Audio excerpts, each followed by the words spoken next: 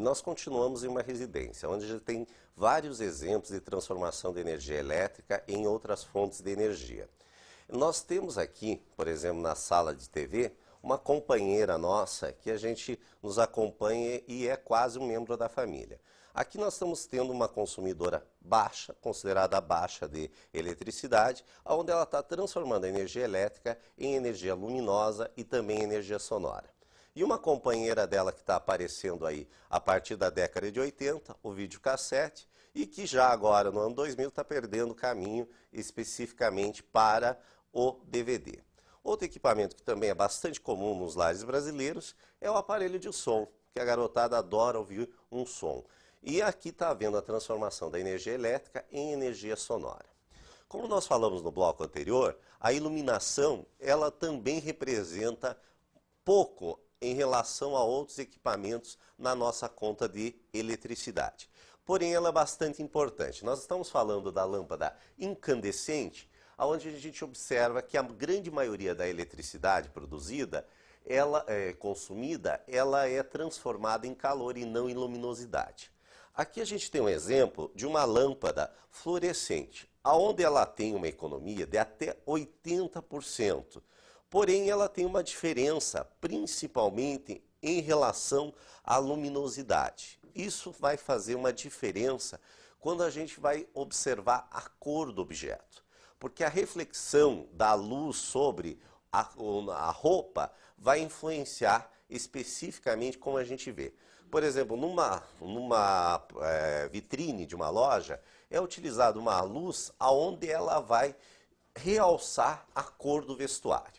Aqui agora a gente está na cozinha, onde a gente tem diversos equipamentos que consomem eletricidade. Então, uma grande fonte de consumo em uma casa. Aqui nós temos o liquidificador e a batedeira, que também é bastante comum. O liquidificador e a batedeira, ele transforma a energia elétrica em energia mecânica. Outro equipamento que está se tornando cada vez mais comum nos lares brasileiros é especificamente o micro-ondas, onde ele vai fazer uma transformação um pouquinho mais complexa. Ele tem um gerador de micro-ondas ali, que ele vai fazer com que emita micro-ondas em cima dos alimentos, e a própria água dos alimentos é que vão cozinhar. Vai acontecer mais ou menos o seguinte, é como se várias bolinhas, como se as moléculas fossem bolinhas, elas vão se agitando. E essa agitação vai fazer com que produzam energia térmica e, consequentemente, cozinhem os alimentos. Agora aqui nós temos um grande vilão da cozinha, que é a geladeira. Bem, como a gente já sabe, falamos lá, as geladeiras hoje em dia, quando a gente vai na loja, ela tem um selo, que é o selo do Procel, que ela tem várias graduações. Quanto mais próxima ela for do ar, mais econômica ela é.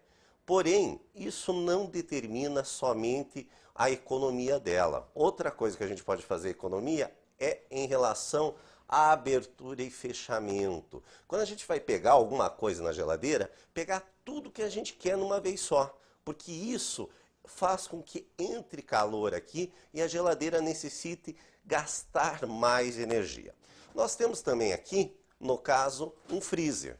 Esse também é um grande vilão. Porém, o freezer nós devemos ter aqui com os alimentos que a gente realmente vai utilizar, porque ele é um grande consumidor, assim como a geladeira.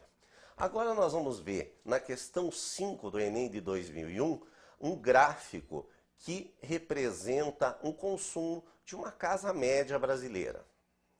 A distribuição média por tipo de equipamento do consumo de energia elétrica nas residências no Brasil é apresentada no gráfico.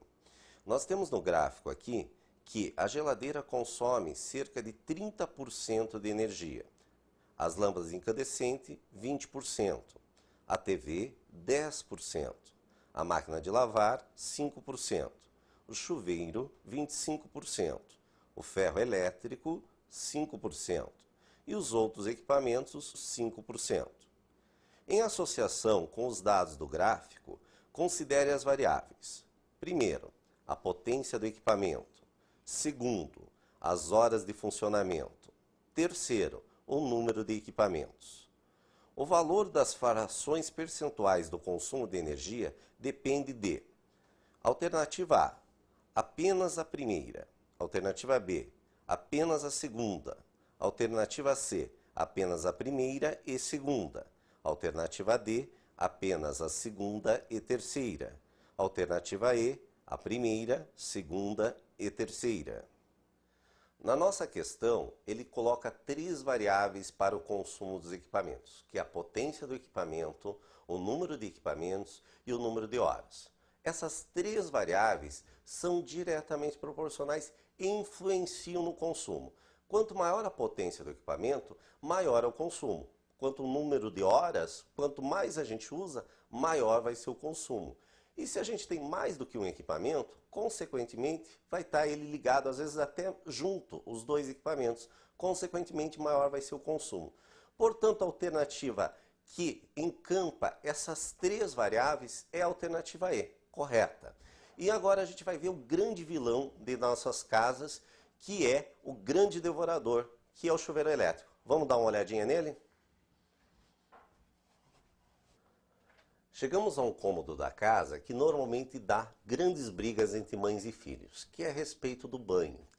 Nós temos aqui no banheiro um chuveiro elétrico, onde a gente tem diversas posições. Seja o chuveiro mais simples possível, nós temos sempre a posição verão e inverno. Essas posições vão determinar a potência do nosso chuveiro. E como a gente viu na questão anterior, esta potência influencia no consumo. E o tempo também influencia. Portanto, nós vamos verificar que, como nós lembramos do bloco anterior, o consumo da nossa conta é dado em kWh. Então, a nossa formulazinha é energia é igual a potência vezes o tempo. Quanto maior a potência, maior a energia. Quanto mais tempo de banho, maior vai ser o consumo. Portanto, nós devemos ter banhos mais rápidos. Consequentemente, a nossa conta vai cair. Agora entendemos por que o chuveiro elétrico é um grande devorador de energia. Outras maneiras da gente poder economizar energia, nós temos aqui na área de serviço. Nós temos a máquina de lavar, que nós devemos juntar o máximo de roupa, porque a gente vai estar economizando energia elétrica e também água. E, consequentemente, o ferro de passar. Vamos juntar todas as roupas da semana e passar apenas de uma vez. Com certeza, a nossa conta de eletricidade vai diminuir. Agora vamos resolver a nossa última questão do nosso projeto Eureka, a questão número 6 de 2001. Como medida de economia, em uma residência com 4 moradores, o consumo mensal médio de energia elétrica foi reduzido para 300 kWh.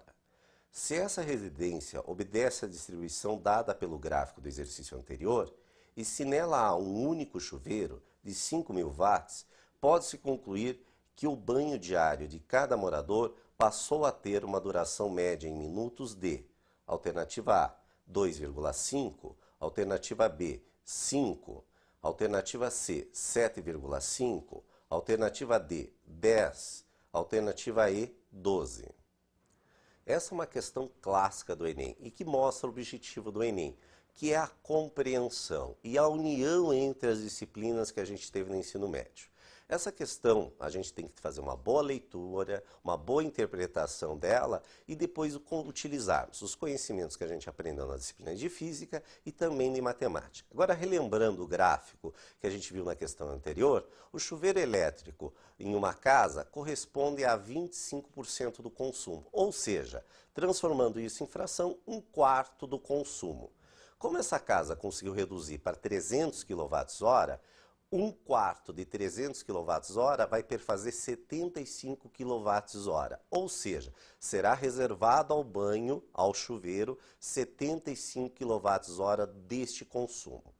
Esses 75 kW vai determinar o tempo desse banho. Mas como é que a gente vai determinar o tempo? Bem, o tempo a gente tem que lembrar que é o tempo individual de cada banho e também os dias do mês, que no caso a gente vai considerar 30 dias.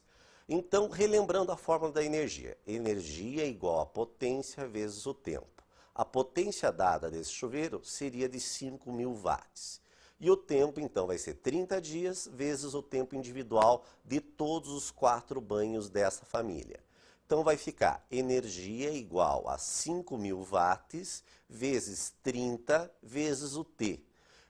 Resolvendo esta equação, nós vamos encontrar que o tempo é 0,5 horas, porque nós estamos com o tempo em horas. Ou seja, meia hora ou 30 minutos. Os 4 moradores terão 30 minutos de banho diário. Como são 4 pessoas, cada pessoa terá direito a 7 minutos e meio. Parece pouco, não parece? Mas é o suficiente. Se a gente quer fazer economia, tem que fazer alguns sacrifícios. Portanto, a alternativa correta dessa nossa questão é a alternativa C, de 7 minutos e meio.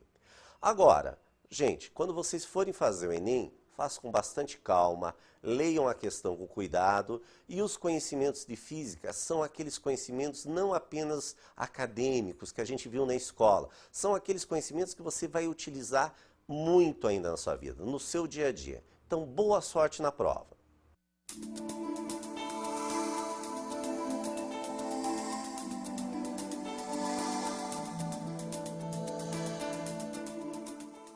Obrigado, mestre Tony. E o consumo de energia, fundamental e importante, não só por conta do pagamento mensal que temos que fazer às companhias de energia, mas sobretudo pela racionalização. Então, poupar sempre é útil em todos os sentidos. Vale a pena. Obrigado, Tony. Obrigado mesmo a você. Detalhe importante que ainda devemos falar, o 0800. Então, observe, se você não recebeu o cartão de inscrição, dia 11 passou, vem chegando, dia 20 a caminho, dia 18 foi embora e você não recebeu nada ainda, o 0800 é fundamental. 0800 61 61 61. Repito, 0800 61 61 61. A partir daí, você questiona, reclama e pede, por favor, que receba seu material para a prova do dia 27. É isso.